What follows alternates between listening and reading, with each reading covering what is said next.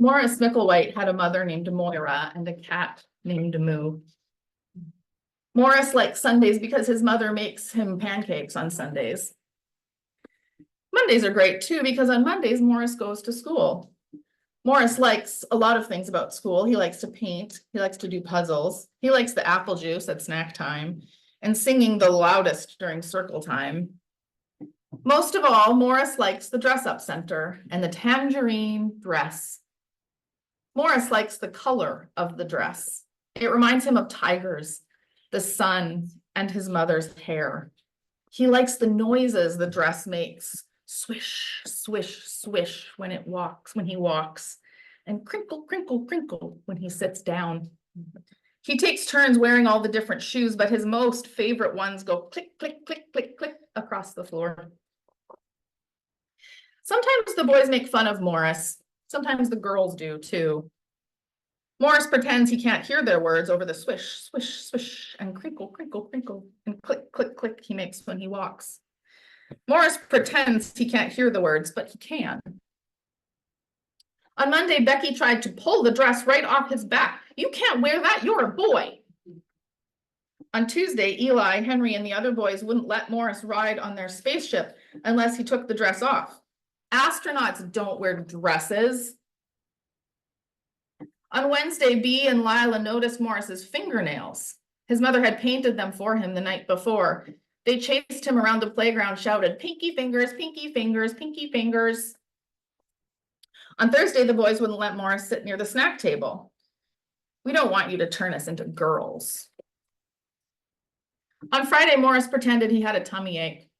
When he thought of all the kids in his class and all the mean things they did and said, his tummy ached for real. His mother let him stay in his bed and read books about elephants. Moo sat in his lap. Moo liked elephants too. On Saturday, Morris's mother brought him some apple juice. He took a sip. She stroked his hair. Moo purred loudly. Morris suddenly felt well enough to do a puzzle. He hummed himself and felt himself feel better still. On Sunday, Morris crawled out from under the covers after a wonderful dream about being on a space safari with Moo. In the dream, they saw big blue elephants and tigers the color of the sun that Morris could hold in the palm of his hand. The elephants swish, swish, swished through as they moved through the grass, and the tigers ate giant leaves that crinkle, crinkle, crinkled as their tiny teeth chewed them. The buttons on the spaceship click, click, clicked under Morris's fingers. Morris wanted to share all the amazing things he had seen in his dream. He took out his brushes and put on his smock and began to paint using every color he could imagine. He showed the painting to his mother when he was done. He pointed out the big blue elephant, the tiny tiger the color of the sun, the tall grass and the giant leaves. He pointed out Moo in his shiny round space helmet. "And who's that?" his mother asked, pointing at the little boy in the tangerine dress riding on top of the big blue elephant. Morris was hoping she'd ask. "That's me," he'd said. On Monday, Morris went to school with his painting rolled up in his backpack. When he had the chance, he put on the dress that reminded him of tigers and the sun and his mother's hair. Morris swish, swished, the tangerine dress crinkle, crinkle, crinkled, his shoes click, click, clicked. Morris felt wonderful. Eli and Henry wouldn't let him on their spaceship, so Morris built his own. He hung his painting on the front and climbed in, ready to take off. "Are there really elephants in space?" Eli asked. "And tigers?" "If you follow me, we can find out," Morris offered. Eli and Henry followed Morris to a planet they had never visited before. As they explored, Morris swish, swish, swished. The tangerine dress crinkle, crinkle, crinkled. His shoes click, click, clicked. By the time they returned to Earth, Eli and Henry had decided it didn't matter if astronauts wore dresses or not. The best astronauts were the ones who knew where all the good adventures were hiding. Morris smiled. He already knew that. When snack time was over, Becky demanded the dress. Morris told her she couldn't have it. She could have it when he was done with it. "Boys don't wear dresses," Becky snipped. Morris smiled as he swished and crinkled and clicked back to the spaceship. "This boy does."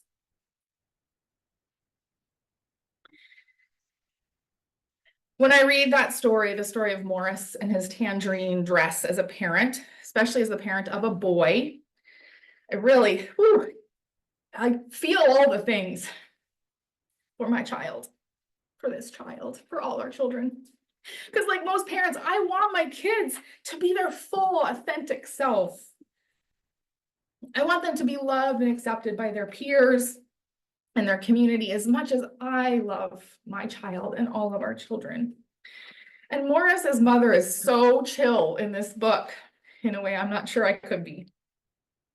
This is a very progressive area. Seattle is ranked one of the top 10 best cities on lots of lists for being a queer person or a trans person. But still, a little boy, my little boy, will get teased for wearing nail polish to school, just like Morris, or told that pink is for girls. Gavin knows pink's not for girls. I know a pink loving guy who teaches kindergarten in Bellevue who says on repeat, there are no girls' colors and boys' colors, there are just colors. And you may be saying to yourself, Pastor Amy, that's great. That's a beautiful story of acceptance and love. But what on earth does it have to do with the story of Joseph? And I'm not sure, I'm sure I'm not alone in having the story of Joseph as one of like the core Sunday school stories, a story that was in all the Bible story books. Growing up, it was just like, it was one of the many, stories of Old Testament characters. And this one in particular, like, made all the storybooks because it has this whole story arc from Joseph's childhood all the way to being the right hand of the Pharaoh. It's sometimes even called a novella because of that, a biblical novella, because it has all of these different features. So much so that, as I'm sure you all know, Andrew Lloyd Webber and Tim Rice made it into the musical Joseph and the Technicolor Dreamcoat.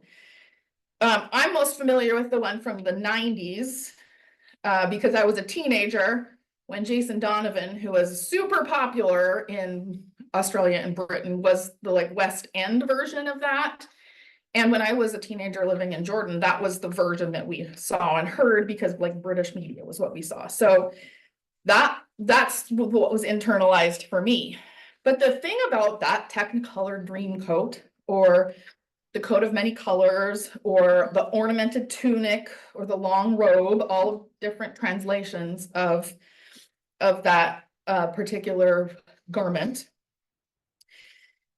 The dress, or the garment, was not just any garment, it was actually a dress, and not just any dress, a princess dress. And if that translation is true, it's quite a different way of reading this story than any I heard in VBS or Sunday school. Now, where am I getting this princess dress stuff from? I did wear a colorful robe on purpose today so that I could be, yeah, put it together. My orange fingernails.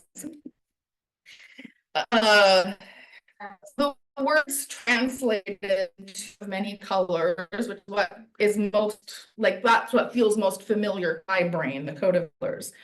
In Hebrew, those words are ketonet pasim, which is probably not the best Hebrew accent, but ketonet pasim. So in this context, we might read, now Israel loved Joseph more than any of his other sons because he was born when Jacob was old. Israel and Jacob, same person, by the way. Jacob had made for him a ketonet pasim. That phrase in Hebrew is only used in one other place, and conveniently, that other place offers a very clear definition for the words. 1 Samuel 13 reads, now she had on a ketonet pasim because this is how the virgin daughters of the king were clothed. The she in question is Tamar, the daughter of King David, and that's how the daughters of the king were dressed, in ketonet pasim. A very straightforward definition. This is the word, this is the definition of what the clothing is. Jacob is wearing the same kind of clothing as a princess. In other words, what Jacob gave to Joseph was a princess dress.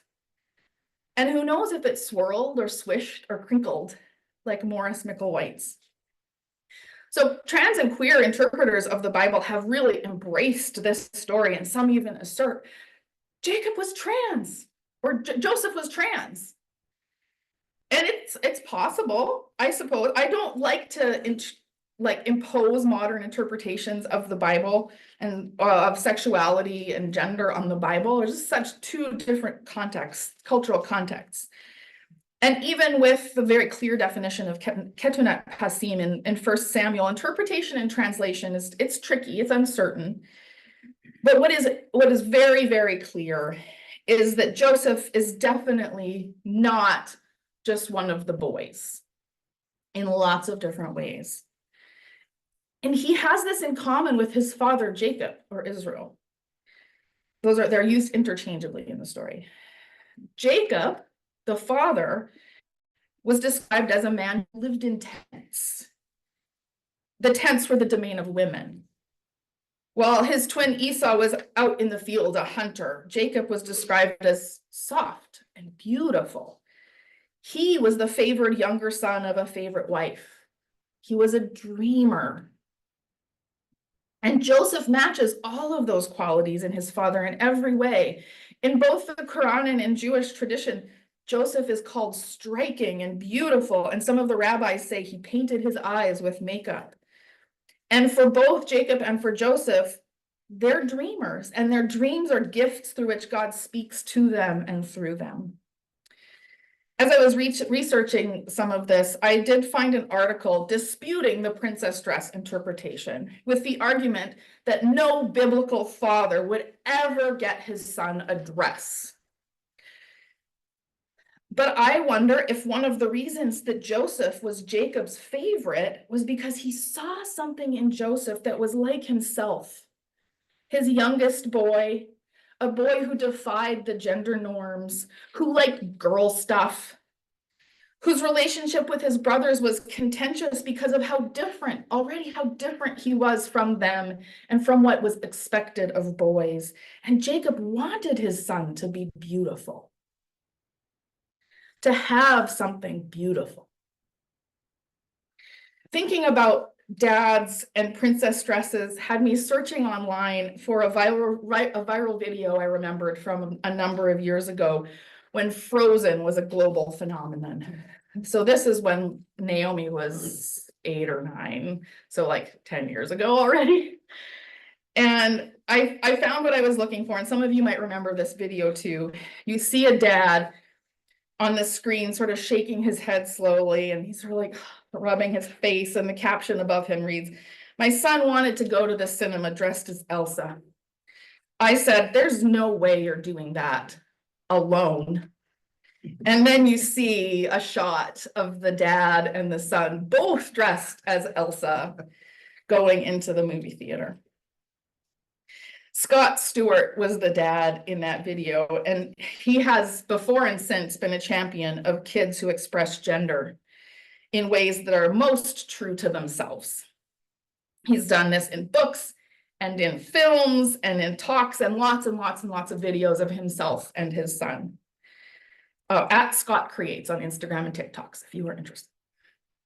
And that's an important message even for cisgender straight kids who are expressive or who are creative or who are outside of the norms, like a kid who just wants to wear nail polish because it's cool and sparkly. Masculinity especially is so strictly dictated and policed, even unconsciously. And as I explored Scott Stewart's page a little bit more, tearfully rewatching multiple times that Elsa video, I found another post of Scott talking about how the ways that we as parents sometimes talk to our kids about gender expression, saying things like, "Are you sure you want to wear that?" Or maybe you just want to do nail polish at home. And those are the kinds of things we say to kids because we are putting our fears for them on our children, because we want to protect our children. But Scott is saying that stifles those kids' true expression of themselves as much as we want to just say, just tone it down just a little bit. That's kind of what I want to say to Joseph in this story. I'm like, just cool it, buddy. Like, do you have to just like say, you have to say the dream? Do you have to wear the dress with your brothers? I want to protect him. I want to warn him Just read the room, my friend. I draw attention to yourself. When he shares his dream with his brothers, he must know he's just asking for trouble. But in Joseph's family and in his faith tradition, the gift of dreams and interpretations, that is a serious gift from God. Maybe because of his father's experience with dreams, Joseph already knows and his family knows that dreams really do mean something. He knows that he needs to share this part of himself, this gift, even if they don't want to listen or hear it. And like so many non-conforming kids from history and even from the present, Joseph's story leads to violence and trafficking. And even though we don't read about it and didn't read about it this morning, it leads to sexual harassment and prison. The God who created Joseph gave him the gift of dreams. And through all of that part of his story, God is his constant companion. But his relationship with his brothers is completely broken, and he's separated from his father. In the story of Morris Micklewhite and his Tangerine Dress, it's such a beautiful ending. We see that Morris makes friends with his classmates by the end of the story. After a few days, Morris realizes he can embrace the tangerine dress and that part of himself, and everyone is playing happily. In the story of Joseph, reconciliation and a return to relationship is a matter of decades, of a generation. Decades before his dreams come to pass and his brothers join him in Egypt, crying out for help. Joseph has found success, and his dreaminess has been the gift that has given him access to the palace of the Pharaoh. That gift that wasn't recognized or appreciated by his brothers until they needed his help. And in the final recognition by his brothers, they invoke the name of Joseph's father. The Bible says they approached Joseph and said, "Your father gave orders before he died, telling us, this is what you should say to Joseph. Forgive your brother's sins and misdeeds, for they did terrible things for you. Now please forgive the sins of the servants of your father's God." And Joseph heard this, and he wept with them. Wept with them for the loss of their beloved father. Wept with them for the loss of relationship. Wept with them for the hardship they were experiencing. And wept perhaps with gratitude that now they were reunited. And maybe it was true what the brothers said, that it was Jacob who told them to say all of this. Maybe it was true in spirit. Maybe those brothers were making up those last words of Jacob. What is absolutely true is that Jacob loved and cherished Joseph, that he was grieved when Joseph disappeared from his life, and that Joseph loved and missed that man, that father who had loved him, who had given him a beautiful princess dress, and who understood the importance of dreams. There are so many parents, some right here in this congregation, who are doing it right, including Scott Stewart, who wore the Elsa dress, including Jamie Brucehoff, a Lutheran mom who had a trans daughter who created a renaming ritual in her church, her Lutheran church, and who, along with her daughter, Rebecca, has become a fierce trans rights activist. And I mention her specifically because Jamie Brucehoff is going to be at Holy Spirit Lutheran Church in a couple of weeks if you are interested in going to hear her speak. I can share details about that if you're interested. I pray that we parents, that we church community can be as cool as Scott and Jamie and Moira Micklewhite in the story, when our kids want to walk outside of the norms and expectations, that our communities and that our churches will also walk with them, and that together we can be community to all of our children. May it be so. Amen.